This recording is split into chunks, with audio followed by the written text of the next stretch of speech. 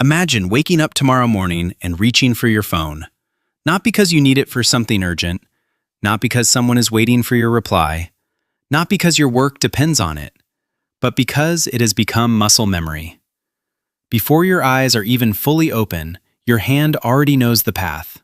The phone is there, beside your bed, glowing faintly in the dark. You pick it up without thinking. Your thumb moves automatically. The screen lights up. But something is wrong. There is no load, no animation, no notifications appearing one after another like they always do. No messages, no breaking news, no social media feeds refreshing endlessly. Just emptiness. At first, your brain refuses to accept it. It feels like a delay, like a glitch, like something that will fix itself in a second. So you wait. A few seconds pass. Nothing changes. You try again. You restart the phone. You switch Wi-Fi off and on. You toggle mobile data. You open different apps. One by one, you test everything that usually connects you to the world. But every attempt leads to the same result. Nothing loads. A strange discomfort begins to rise inside you. Not panic yet, but something close. A feeling your mind hasn't experienced in a long time. Uncertainty without a quick explanation. You get out of bed. The day has not properly started, but already something feels different. You turn on the television. No signal. You try the radio. Only static and fragmented emergency messages. You walk outside, expecting maybe someone else has figured it out. Maybe it's just your area. Maybe it's temporary. Maybe it's a network failure. But then you notice something unsettling. People are already outside. Not scrolling, not watching, not listening to earbuds, just standing, confused, looking at each other the way people look during something they don't understand but know is serious. And then the announcement comes. Somewhere, on a public speaker, on emergency broadcasts, on old backup systems that still barely function, the message is repeated. The internet is gone. Not slow, not down for maintenance, not temporarily unavailable. Gone. Every server, every platform, every cloud system, every social network, every search engine, every streaming service, every app that depended on connectivity, all erased from access, not physically destroyed, but unreachable, as if the invisible structure that held them together has simply stopped existing. For a moment, no one speaks. Because the human mind does not immediately know how to process a world without something that has become part of its identity. And then slowly, reality begins to settle in.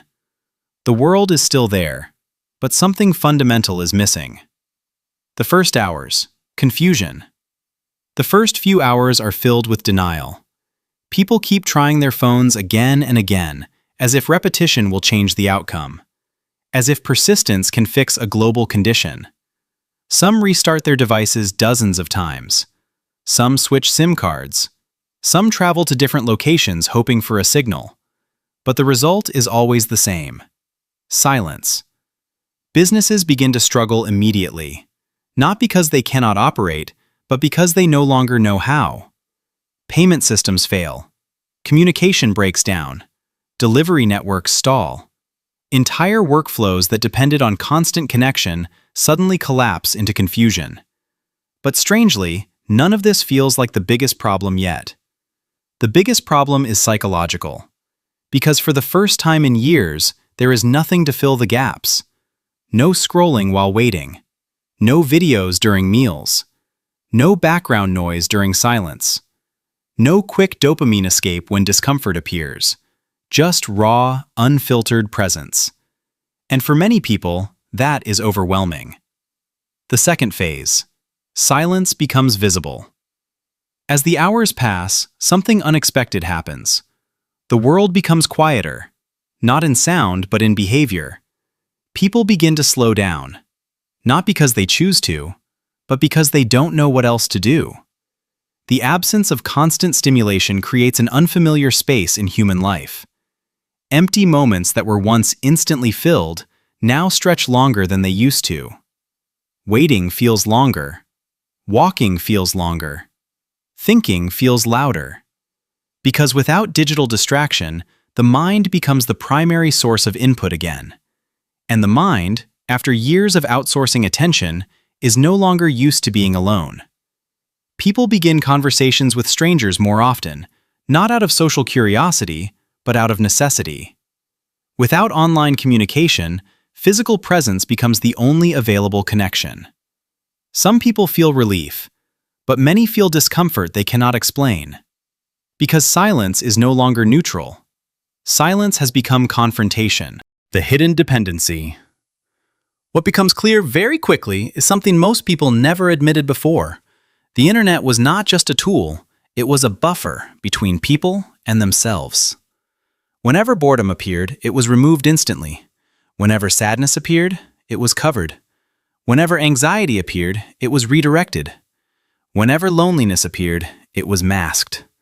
And over time, people stopped experiencing these emotions fully. They learned how to escape them instead of understanding them.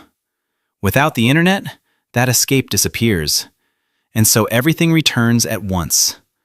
Thoughts that were postponed for years begin to resurface.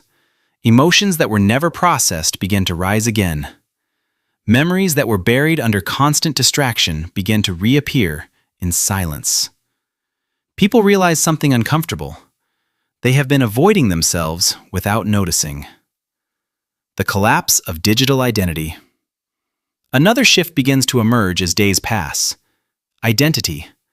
For years, people have built versions of themselves online. Carefully chosen photos, thought-out captions, filtered moments. Public opinion shaped by audience reaction. Digital approval measured in likes, comments, shares. Many people unknowingly built a second self, one designed for visibility, validation, and performance. But now that world no longer exists. There is no audience, no feedback, no comparison, no algorithm deciding what matters. And without that structure, something strange happens. People begin to ask questions they rarely asked before. Who am I without being seen? Who am I without reaction? Who am I without approval? And for many, there is no immediate answer. Because the online identity was never the full identity. It was only the most visible part. The return of reality.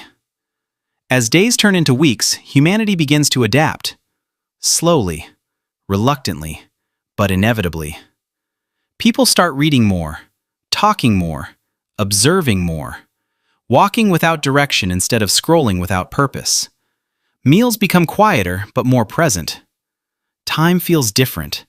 Not faster, not slower, but heavier, because every moment is now fully experienced instead of partially ignored. Reality becomes unavoidable again, and reality has a strange quality. It reveals what distraction was hiding. It reveals relationships that were neglected. It reveals goals that were abandoned. It reveals habits that were numbing life instead of improving it. It reveals the gap between who people thought they were and how they actually live. The emotional reckoning. For many, this period becomes emotionally intense, not because something new is happening, but because nothing is distracting them from what already exists. Some people face regrets they avoided for years. Some face loneliness they never acknowledged. Some realize they have not built the life they wanted. Some realize they have been living on autopilot. And some realize something deeper. They don't actually know what they want anymore. Because when external noise disappears, internal confusion becomes louder. The rebuilding of communication. Eventually, humans begin to rebuild systems, not digital ones, but physical ones. Letters return. Face-to-face meetings increase. Community interaction becomes necessary again. Information spreads slowly, but more carefully. Life becomes less instant, but more intentional. And surprisingly, many people begin to feel something unexpected. Presence. Not digital presence. Real presence. The kind that exists when attention is not divided. The kind that exists when conversations are not interrupted by notifications. The kind that exists when time is not constantly fragmented. The deeper realization. As the world continues without the internet, a deeper truth begins to surface. The problem was never technology itself, it was dependence without awareness. The ability to escape reality became easier than the ability to face it. And slowly, people forgot that silence is not empty. Silence is reflective. It reveals what noise hides. And in that reflection, people begin to rediscover something they had lost: themselves. Final reflection. If the internet disappeared tomorrow, the world would not end. But it would reveal something profound. Not about technology, not about systems, but about humanity. Because when everything external is removed, what remains is not what we consume, it is what we are. And the most uncomfortable question is not what we would lose, but what we would finally have to face. Because in the absence of distraction, one truth becomes unavoidable. You do not meet the internet in silence. You meet yourself.